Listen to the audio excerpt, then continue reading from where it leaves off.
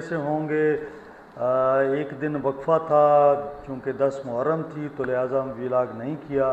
تو آج نئے ولاگ کے ساتھ حاضر ہوں۔ آج ہم بات کریں گے سینٹ کے انتخابات میں کیا ہو رہا ہے، کیا ہارس ٹریڈنگ ہو رہی ہے، کیا پیسوں کا لین دین ہو رہا ہے، اور کون ایسے امیدوار ہیں جو کہ کچھ گڑبڑ کر سکتے ہیں، یعنی کوئی سرپرائز دے سکتے ہیں۔ سینٹ کے انتخابات میں اکثر سرپرائز جو ہے وہ صدر زرداری دیتے ہوتے ہیں، تو کیا اس مرتبہ بھی صدر زرداری صاحب کوئی یہاں بڑا سرپرائز دیں گے، یا علی امین کی کیا اسٹریٹجی ہوگی؟ ان تمام موضوعات پر تفصیل سے بات کرتے ہیں۔ ولاگ کو آپ نے آخر تک سننا ہے، چونکہ میں اس میں کچھ نام بھی بتاؤں گا کہ کون کون اس سلیکشن میں حصہ لے رہا ہے، اور ساتھ میں وہی ریکویسٹ کہ چینل کو لائک کریں، سبسکرائب کریں، اور دوستوں کے ساتھ شیئر کرنا نہ بھولیے گا۔ بیل آئیکن گھنٹی جو ہے نا اس کو پریس کر کے رکھیں۔ تو چلتے ہیں جناب، سینٹ کا الیکشن ہے، 21 جولائی کی پولنگ ہے، اور ایک دلچسپ بات یہ ہوئی ہے کہ الیکشن کمیشن نے کہا ہے کہ جی جو کاغذات نامزدگی 2024 میں جمع ہوئے تھے جب یہ الیکشن کا شیڈول آیا تھا، اور بعد میں اس کو ملتوی اس لیے کر دیا گیا کہ ایوان مکمل نہیں تھا، 145 کا ایوان کم تھا، اس میں تقریباً 25 سیٹوں پر تنازع تھا جو کہ ریزرو سیٹس تھیں، تو لہٰذا اس وقت الیکشن جو تھا وہ پوسٹ پون ہو گیا تھا۔ اب الیکشن کمیشن نے تو کر دیا اعلان کہ جی الیکشن ہو رہے ہیں، اور بہت سارے امیدوار اس خوشی میں تھے اور اس امید میں تھے کہ ہم کاغذات جمع کروائیں گے، لیکن کیا ہوا، کاغذات جناب وہ جمع نہیں ہوئے، اور یہ کہا جا رہا ہے کہ کاغذات جنہوں نے پہلے جمع کیے تھے ان کے کاغذات ہی تسلیم کیے جائیں گے۔ تو اب تک کی صورتحال یہ ہے، اگلے دن کا یا اگلے گھنٹے کا مجھے علم نہیں، لیکن الیکشن کمیشن کہہ رہا ہے کہ صرف پولنگ ہوگی، اور ثانیہ نشتر کی سیٹ پر آپ دوبارہ اس کے لیے کاغذات جمع ہوں گے، میں نے اس کا پروگرام دیا، شیڈول دیا گیا ہے، اور ان سینٹ الیکشن کے لیے صرف وہی لوگ جنہوں نے کاغذ جمع کروائے تھے 2024 میں وہی لوگ حصہ لے سکیں گے۔ میں آپ کے سامنے ڈیٹیل رکھ دیتا ہوں، کس کس نے کاغذ جمع کرائے اور کون کون کامیاب ہو سکتا ہے۔ تو چلتے ہیں جناب، سب سے پہلے جناب آپ کو میں خواتین کی بتاتا ہوں۔ خواتین کی 2 نشستیں ہیں، پیپلز پارٹی سے روبینہ خالد نے جمع کروائے ہوئے ہیں، روبینہ ناز ہیں پی ٹی آئی سے، عائشہ بانو ہے پی ٹی آئی سے، اور ایک ہیں ماوش علی خان، یہ بھی آزاد۔ اصل میں جو پی ٹی آئی کے لوگ ہیں وہ سارے آزاد ہی ہیں، کیونکہ ان کی نشستیں آپ کو پتہ ہے اس وقت آزاد تھیں، تو یہ 12 پی ٹی آئی کے لوگ ہیں لیکن آزاد ہیں۔ اب آ جاتے ہیں جناب، آپ کو میں ڈیٹیل دے دیتا ہوں جو ٹیکنوکریٹس ہیں۔ ٹیکنوکریٹس میں خالد مسعود صاحب ہیں، پی ٹی آئی کے کافی پرانے ہیں، دلاور خان جو ہیں جے you I Maulana Fazal Rahman group کے ہیں، سید ارشاد حسین پی ٹی آئی کے ہیں، Muhammad Azam Swati P T I سے ہیں، نور الحق قادری پی ٹی آئی سے ہیں، وقار احمد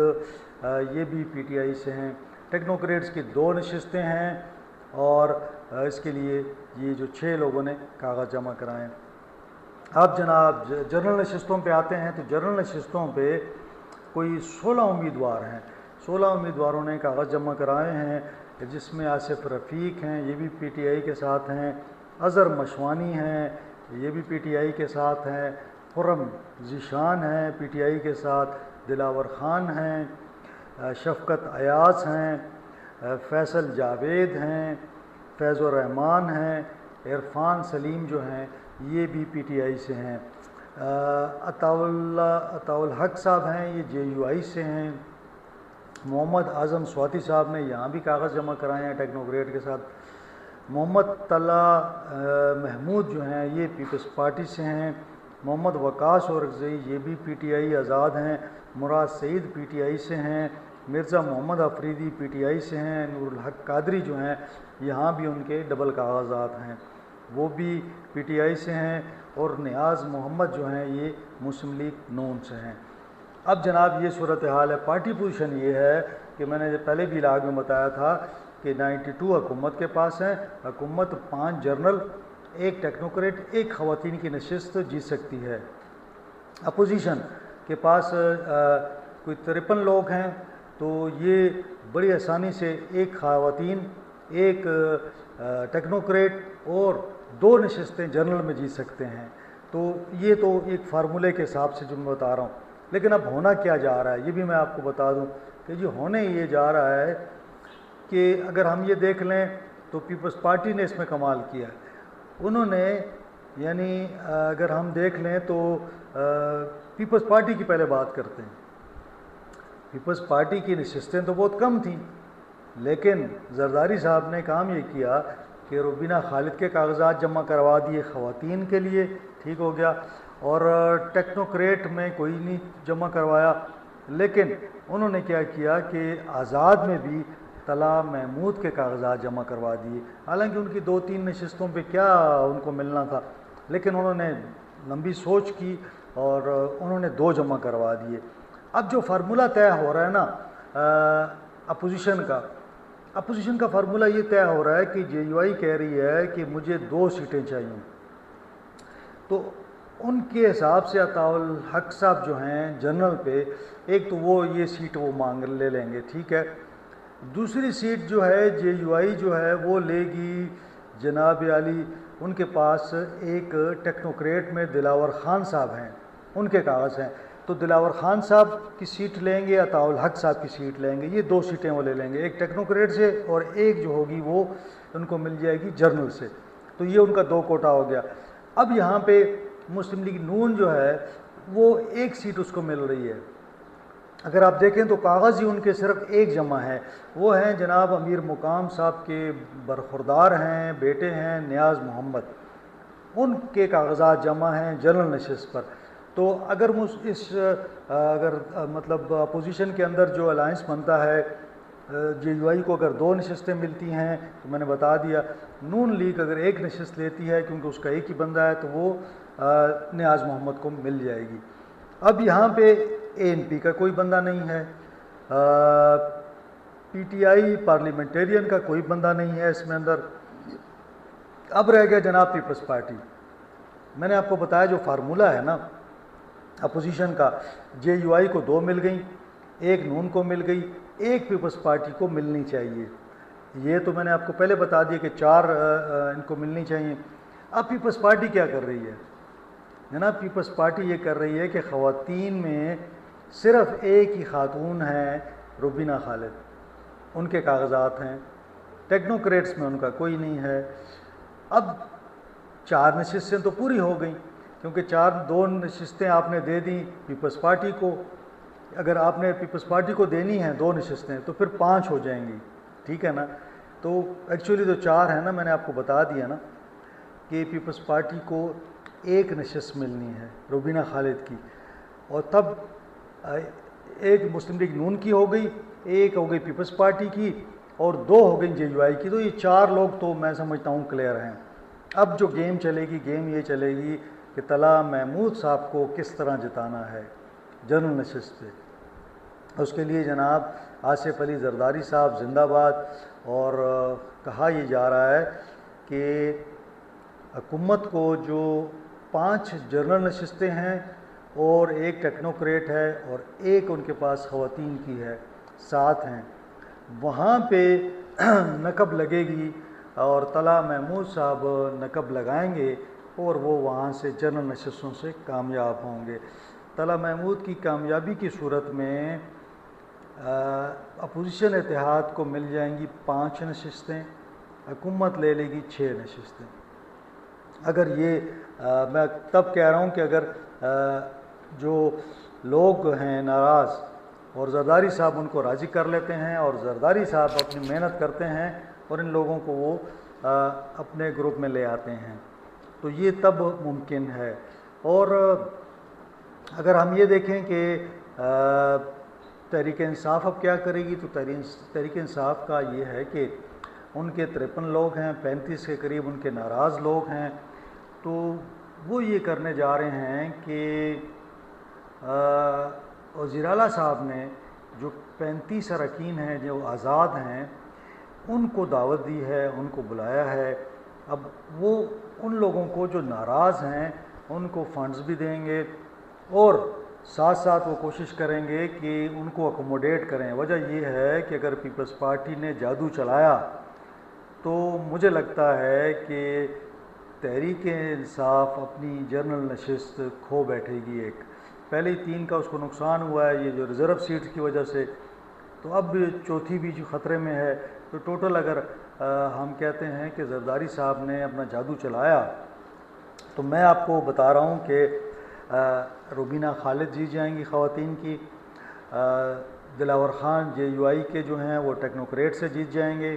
ٹھیک ہو گیا جناب، یہ 2 نشستیں ہو گئیں۔ ساتھ ساتھ جو ہے عطاء الحق صاحب JUI کی یہ اپنی یہ جنرل نشست جیت جائیں گے، اور اس کے ساتھ ساتھ جو ہے وہ ایک نیاز محمد جو ہیں مسلم لیگ نون کے، وہ اپنی نشست جیت جائیں گے۔ اب رہ گیا جناب ایک سیٹ جو ایکسٹرا جیتنی ہے، تو طلحہ محمود صاحب اس کے لیے محنت کریں گے۔ اب یہ محنت اگر حکومت کی جانب سے بھی ہوتی ہے اور وہ اپنے جو لوگ ہیں ان کو راضی کر لیتے ہیں، اور اگر وہ کوشش کرتے ہیں کوئی نقب لگانے کی، تو اس کا مجھے ابھی علم نہیں ہے کہ حکومت کتنی نقب لگا سکتی ہے یا نہیں۔ بہرحال کوشش تو ہوگی، لیکن ظاہر ہے کہ تمام وفاقی ادارے، صوبائی ادارے جو ہیں متحرک ہیں، اور مجھے کچھ لوگ بتا رہے تھے کہ کافی ایکٹیویٹیز چل رہی ہیں پشاور میں۔ تو جوں یہ ایکٹیویٹیز آگے بڑھتی ہیں اور یہ صورتحال واضح ہوتی ہے، تو اور ثانیہ نشتر کی ایک سیٹ بھی خالی ہے، اس پر بھی الیکشن ہونے ہیں، تو دیکھ لیتے ہیں اس کے لیے کاغذات کس کس کے آتے ہیں۔ تو اب یہ ساری صورتحال ہے، میں نے آپ کے سامنے ساری پکچر رکھ دی ہے، اور فیصلہ جو ہے ممبران نے کرنا ہے، اور ممبران کس کے جادو میں آتے ہیں، کون ان پر جو ہے نا اپنا اثر رکھتا ہے۔ اور آپ کو پتہ ہی ہے پاکستان میں جو سینٹ کی جو صورتحال ہے وہ اسی طرح رہی ہے۔ جو PTI نے جو اپنی فہرست بنائی ہوئی ہے، جو ترتیب ہے، تو انہوں نے ٹاپ پہ مراد سعید کو رکھا ہوا ہے، فیصل جاوید، مرزا محمد افریدی، عرفان سلیم، خرم ذیشان اور اظہر مشوانی جو ہیں ان کو انہوں نے 6 نمبر پہ اپنا کورنگ کینڈیڈیٹ رکھا ہوا ہے۔ اعظم سواتی اور شاد حسین، ان کا تو یہ خیال تھا کہ یہ ٹیکنوکریٹ بھی دونوں ہم لے جائیں گے، کیونکہ اپوزیشن کے پاس تو 28 ارکان تھے۔ خواتین میں عائشہ بانو اور روبینہ ناز کا بالکل کنفرم تھا، کیونکہ اپوزیشن کے پاس لوگ کم تھے۔ یہ تو خواتین کی نشستیں ملنے کے بعد سارا معاملہ ہی بدل گیا ہے۔ اب میں آپ کو یہ بتا دوں کہ تحریک انصاف بھی کوئی دودھ کی دھلی ہوئی نہیں ہے۔ مطلب ماضی میں انہوں نے بھی بڑے اپنے ورکرز کو چھوڑ کر، اس دفعہ کچھ بہتر ہے، لیکن ماضی میں انہوں نے جو پیسے والے لوگ تھے، جن کے پاس پیسہ تھا، کروڑ پتی نہیں ارب پتی لوگوں کو بھی دیے ہیں۔ ان کو کوئی میرٹ نہیں تھا اس وقت۔ ان میں ہم دیکھتے ہیں لیاقت ترقی جو ہیں بڑے مالدار، بڑے زبردست پیسے والے لوگ ہیں۔ ایوب افریدی کو دیکھ لیں، وہ بھی بڑے پیسے والا ہے۔ فدا محمد صاحب جو ہیں انہوں نے بھی بڑا مال، ان کے پاس بھی کافی مال و دولت ہے۔ نعمان وزیر کو دیکھ لیں، محسن عزیز کو دیکھ لیں، اعظم سواتی کو دیکھ لیں۔ اعظم سواتی تو پھر متحرک ہے نا ابھی۔ مہرتاج روغانی تو خواتین میں آ گئی تھیں۔ ایک اور فیصل جاوید تھے، یہ وہ فیصل جاوید نہیں ہیں جو اب ان کے پارٹی کے فیصل جاوید ہیں، یہ ایک اور فیصل جاوید ہیں۔ یہ بھی بڑے مطلب ان کے پاس بڑا پیسہ تھا۔ اور شوکت ترین کو ایک مالدار بندہ تھا، لیکن اس کو لائے تھے ایز اے فائنانس منسٹر کے لیے، تو وہ بھی انہوں نے پھر بعد میں تو چھوڑ دیا، استعفیٰ چلے گئے تھے۔ لیکن یہ میں بتانا یہ چاہ رہا ہوں کہ یہ جو سیاسی جماعتیں ہیں، صرف ایسا نہیں ہے کہ پیپلز پارٹی اور اپنا دوسری جماعتیں اس طرح کرتی ہیں۔ پیپلز پارٹی کا تھوڑا سا یہ ایک پاس ریکارڈ ہے کہ انہوں نے جب بھی زرداری صاحب نے لوگوں کو کھڑا کیا ہے، چاہے ان کی نشستیں 2 ہوں 4 ہوں، تو وہ اپنے بندے کو نکال جاتے ہیں۔ جیسے بیرمن تنگی صاحب کو نکالا تھا، اس کے لیے بھی زرداری صاحب نے دل کھول کے لوگوں کو سپورٹ کیا تھا۔ اور اس طرح سینیٹر وقار تھے، اس طرح اور کچھ لوگ تھے جن کو زرداری صاحب نے سپورٹ کیا تھا پیپلز پارٹی نے، اور سینٹ میں ان کو لے آئے تھے۔ تو یہ تمام پارٹیوں میں ایسا ہے کہ کچھ لوگ جو صرف یہ چاہتے ہیں کہ ہمارے پاس پیسہ بہت ہے، ہمیں ایک سٹیٹس چاہیے۔ وہ سٹیٹس کیا ہے ان کا کہ وہ سینیٹر بن جائیں اور ان کے نام کے ساتھ سینیٹر ہو، اور جہاں بھی وہ جائیں ایک پروٹوکول ہو ان کے لیے اور لوگ ان کو عزت کی نگاہ سے دیکھیں، کیونکہ پیسے کے ساتھ صرف آپ کی جان پہچان شہرت نہیں ہوتی، اور جب تک کہ آپ سیاسی طور پر ایکٹیو نہیں ہوتے۔ تو سینٹ کا الیکشن جو ہے بڑا آسان الیکشن ہے، آپ نے بس پیسے دینے ہیں، ٹکٹ لینا ہے آپ نے، اور پھر پیسے دے کے آپ نے جیت جانا ہے۔ ایک دن کی یا ایک ہفتے کی آپ ایکسرسائز ہوتی ہے ساری، اور صوبائی اسمبلی کا حلقہ ہو، قومی اسمبلی کا حلقہ ہو، ایک تو آپ کا حلقہ ہوتا ہے، اس حلقے کی آپ 5 سال خدمت کرتے رہتے ہیں، تب اگلے سال کے اگلے الیکشن کے لیے آپ تیار ہوتے ہیں۔ پھر جب الیکشن آتا ہے تو اس کے اندر آپ کو ایک ایک بندے کے گھر تک جانا پڑتا ہے، اس کی محنت کرنی پڑتی ہے، ترلے کرنے پڑتے ہیں اور اس کو منانا پڑتا ہے۔